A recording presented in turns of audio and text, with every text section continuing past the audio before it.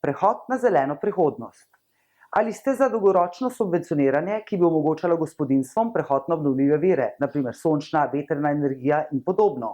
Ja, absolutno, ampak ne neke pavšalne subvencije, ampak iskanje nekih vzdržnih načinov prehoda, predvsem spodbujanje samooskrbnosti iz obnovljivih virov. Ja, podnebna kriza je kriza sistema in podnebna tranzicija bi morala biti pravična. Ja, podpiram to idejo. Seveda morajo pa tudi vsa ta gospodinjstva biti soudeležena, tako da prevzamejo tudi svoj del odgovornosti.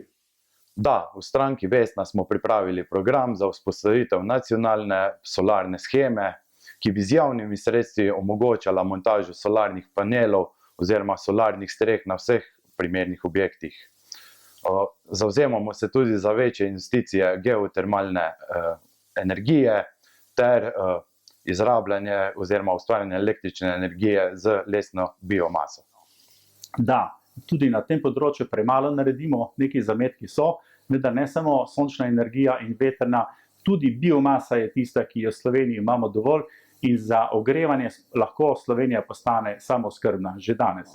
Seveda, tudi to subvencioniranje že obstaja, je pa to samo eden od ukrepov, ki so potrebni. Da, to je ena temeljnih točk tudi stranke Alenke Bratušek. Da, potrebno je izkoristiti vse naravne vire, tako da postanemo energetsko neodvisni.